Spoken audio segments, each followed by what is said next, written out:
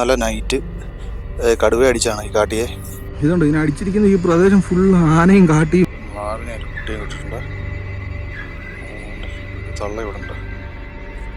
ഇപ്പോൾ വേനലായതുകൊണ്ട് തന്നെ നല്ല വെള്ളം കുറവുണ്ട്. അപ്പോൾ അതുകൊണ്ട് തന്നെ ബോട്ടിങ്ങിന് പകുതി ആൾക്കാരെ ബോട്ടിൽ കയറ്റത്തുള്ളൂ കേട്ടോ. ഇതിപ്പോൾ എത്ര രൂപ വയ്ക്കണം? 4 രൂപ. ഈ കൂട്ടത്തിൽ നിന്നാണ് ഇന്നലെ വൈകിട്ട് മറ്റേ കാട്ടിയെ ടൈഗർ അടിച്ചിരിക്കുന്നത് കേട്ടോ. അത് നൈറ്റ് ആന നടന്നു പോയ പാടാണ്.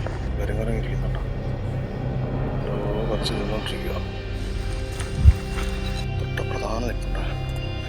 ബാധിക്കുന്ന മൂവിൽ ഇതിൻ്റെ ഒച്ച കേൾക്കാം.